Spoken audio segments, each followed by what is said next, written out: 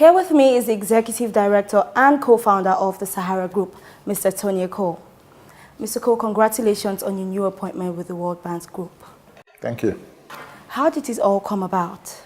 Well, so a couple of months ago, in fact, a couple of years ago, the World Bank decided that they needed to figure out a way as to how what they do can begin to translate with you and I, those who don't read the newspapers at that level, global level. Whenever you hear World Bank, IMF, you just believe that the country is in trouble. And we all know that they actually do things that affect everybody, but the people who are on the street have no idea as to what they do. So it's called citizens engagement. So they want to now try and figure out that the things we do at the global level, the things we do at the national level in countries, interventions, social work, developmental work, how does it translate to you and I? How do we understand what that means? If somebody talks about GDP, for example, most citizens don't care. They don't even know what it means. What they want to understand is how does all of this money translate to something in my pocket? So our role at the end of the day is to try and make that language that is so big and so technical translate into Naira and Kobo to the common man. Okay, what is the World Bank's assessment of Nigeria, and what would your new role portend for Nigeria as a country? Nigeria has always been an important country, not just on the global level, but also in Africa, because we have a huge population. Two, we are the largest economy in Africa. Thirdly, if Nigeria fails, then you know that Africa has failed. If Nigeria has succeeded, Africa has succeeded. And so for the World Bank, they always and will always look at Nigeria as an important party to them on the advisory level, an important party to them in terms of engagement, an important party in terms of developmental projects. So our responsibility from the Advisory Council means that if you have a country like Nigeria, where the World Bank has a very major interest in, then what interventions they bring in must be able to translate to meaningful impact to you and I who are Nigerians on a daily basis. And you would see that as they looked at the Advisory Council, you would find that they have two Nigerians there. It's not a coincidence that you would find two Nigerians coming in, because Nigeria actually plays a huge role. So for the World Bank, Nigeria is important. For us to translate success back as Nigerians, it's important that we succeed. For Mr. Tonye Cole, what would his new appointments portend for Nigeria as a country? I think, first of all, it has already put Nigeria on the map. So when you look at Africa, you look at the black race, you look at Africa, you look at individuals like myself, I'm a Nigerian. And if a Nigerian is sitting as one of the two Nigerians on the Advisory Council for the World Bank Group in this in this framework, then what it's saying essentially is that we're taking Nigeria seriously. We're putting and standing at the forefront of all Nigerians. And I have always believed that what it takes is that once you see one Nigerian doing something, then you know that others begin to believe that they can also do it. And if that's the only thing that I've achieved, to open up to other Nigerians that, you know what, it's possible to sit at the level at a global advisory council level, then I think we've done a lot. But actually, we have to deliver too. Currently, right, the World Bank's portfolio in Nigeria is $8.52 billion.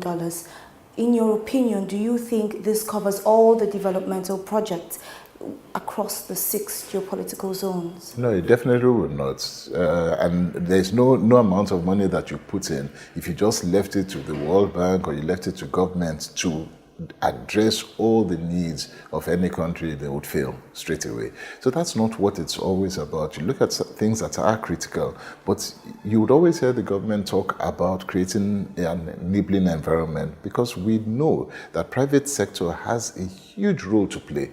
And so when you're looking at the World Bank Advisory Group in this particular category, you're seeing that they have private sector players coming in because they have to expand that environment to show that private sector plays a developmental role as well. And so how do they play this role? How are private sector companies like Sahara and other companies in Nigeria actively playing a developmental role that complements what the World Bank is doing? And can you capture all of this? And that's extremely important in this context. So as part of the advisory role that we have to carry in, we have to look at what the private sector is doing. How can we pull other private sector initiatives into the developmental space? How do they work with the World Bank? But more importantly, how does all of this translate to the man on the street, to the everyday Nigerian? How does this translate into their lives, and how does it make a difference? And that's really where the challenge is. All right. Nigeria's ranking in the corruption index is dismal, and currently the country is also bedeviled by internal security crisis. How does this affect the World Bank's assessment of ongoing projects and further aid for the country? Okay, so whenever it comes to corruption, one of the things that I've found over time is that perception in itself does more harm than actual corruption that you have. So Nigeria is perceived to be actually more corrupt than it is, and that's a major issue. I know a lot of people who live within this border of Nigeria who are doing extremely well to ensure that they are doing what is right, but nobody. We just paint all Nigerians with the same brush, and I think it's one of the greatest disservice that we do to Nigeria. So again, another cap that I found myself wearing is at the World Economic Forum, where we are part of a group called the Partnership Against Corruption Initiative. And part of the role that we play there with Sahara and all of that is to ensure that we continue to push that if you want to see an improvement in corruption, then what you need to do is acknowledge steps that anybody takes to move from even one level to another. So let's assume you started off by saying that the transparency index is abysmal problem. So let's assume that we're even at the bottom, that we're the worst, most corrupt country in the world. Let's assume. Now, if you move 2 steps from being the worst to being better than the worst, somebody should encourage you for that. If you move from that to the next level, you should be encouraged. Because if you do not get any encouragement for anything that you're doing to correct it, then what you then find is that people will just say, you know what, to hell, nobody even notices any effort that I'm doing, and then no one will do anything. And I think it's the wrong way of looking at corruption. The better way of looking at it is to ensure that when anybody or any government or any institution is moving towards transparency, towards accountability, you encourage them, and you encourage them to do more. And that's the way that we want to look at it. Technology is providing a huge means with which you can and you must eliminate corruption. And let's take something that we have seen that nobody has even said anything towards. Our election cycles. Ekiti just had elections. Within the last 4 years, we've seen in Nigeria probably one of the only places where electronic voting is actually improving every single time. The last Ekiti elections that you saw actually had electronic voting so much that there was virtually zero opportunity for you to write results, to rig results and all. I've not heard one person, not in the international community, nowhere, say that this has been a major improvement. Yet Nigeria is corrupt. For goodness sake, we need to be able to look at the steps that we have taken.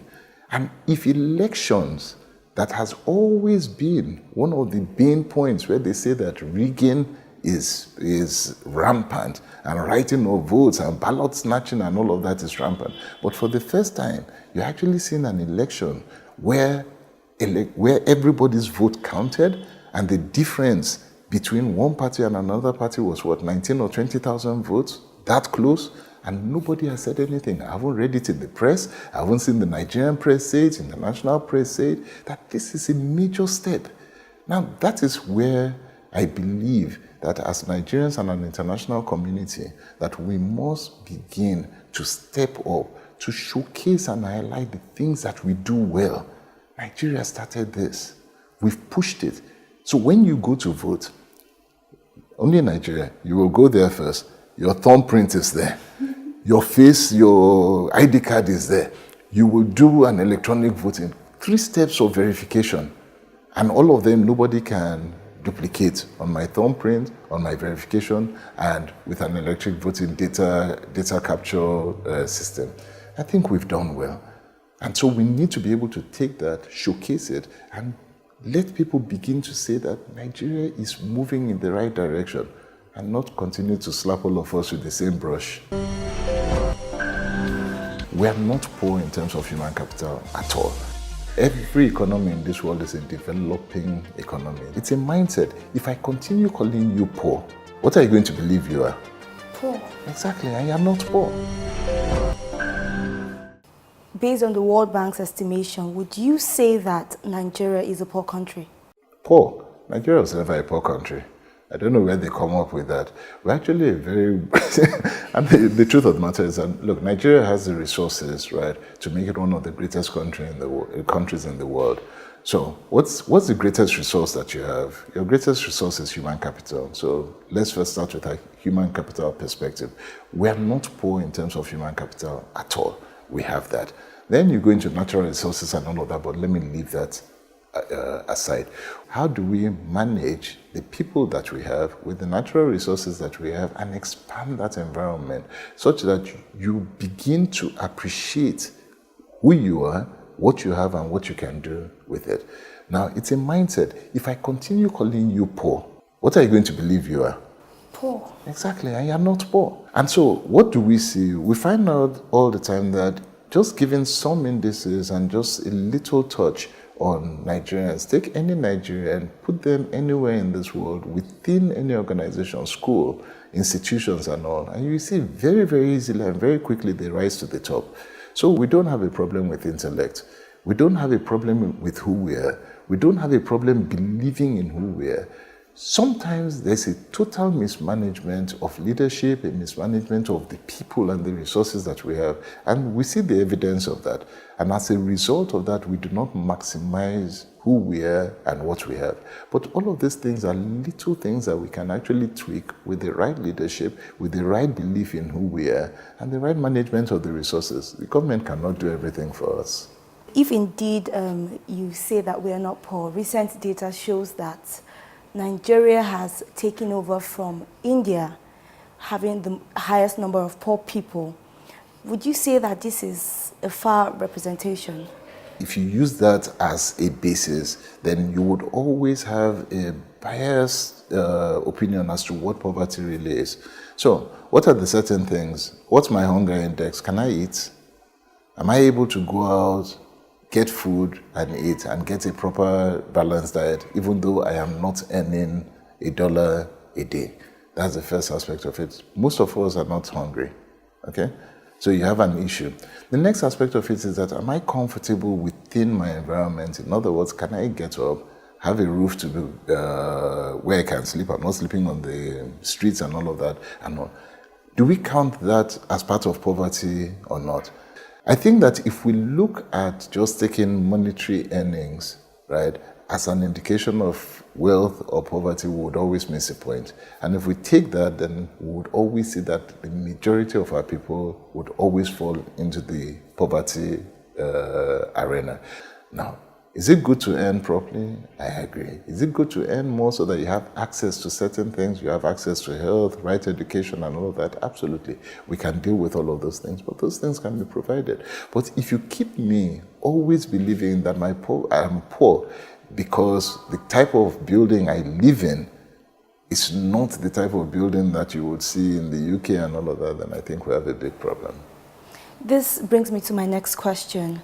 How effective would you say that the World Bank has been in its fight against poverty and increasing the living standards of people in Nigeria?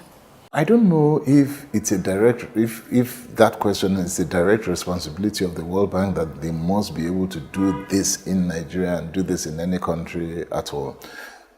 There are certain things that they have to do, and their intervention in countries is to help assist and work with countries towards achieving that.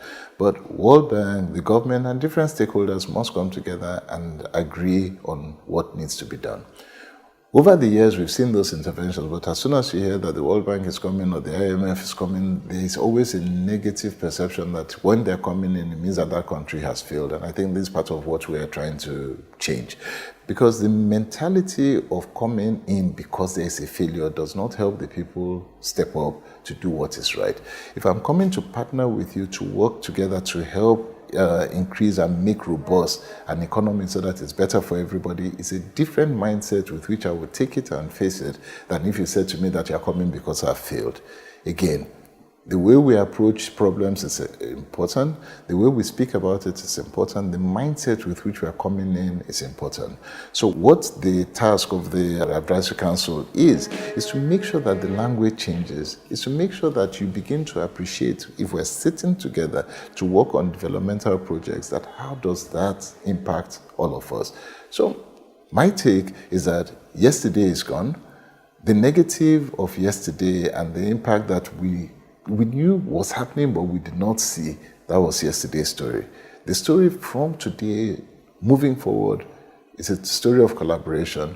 It's a story of bringing different stakeholders onto the table. It's a story of understanding that cultures are different, and what you term as poor does not mean that the next person believes that he's poor. What you term as unhappy does not mean that the next person is not happy. What's one person's meat can be another person's poison.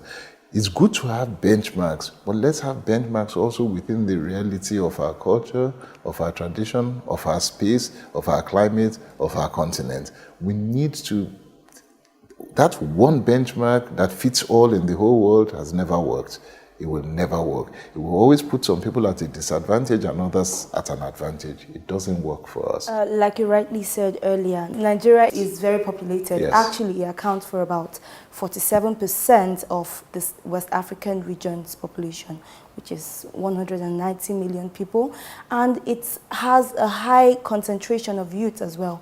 Would this affect the way the World Bank assesses projects, basically? You should. Essentially, projects follow the demography of a people. Okay, so if the people are young, then your project should work towards ensuring that a youthful population have things that relate to them. So part of the issue is, in today's world, what is it that the youths are most interested in? They're interested in technology, they're interested in social media, they're interested in things that have to do with computers, with ICT and all of that, which means that a lot of your developmental project or a percentage of your developmental project should create that ecosystem that allows them to function and allows them to work forward. So you will see, I hope, that developmental project will come in ICT infrastructure, fiber infrastructure, connectivity, and data to make sure that that works. That's one aspect of it. Mobility.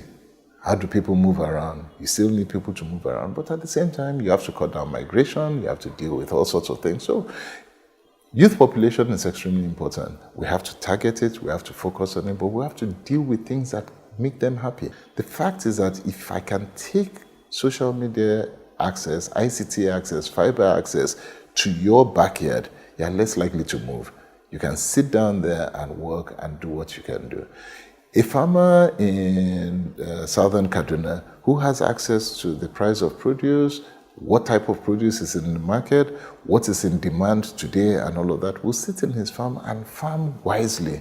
He will farm more with more efficiency because he knows what the market is doing. But where does he get the information from? He will get his information through his data, so he does not need to move. A lot of the migration that we see is that people are feeling cut out. They don't have access to information. They don't know what's happening. They believe that it's better on the other side. A lot. Too many of them. They are going to Europe, they are going to America because they believe it's better on that side.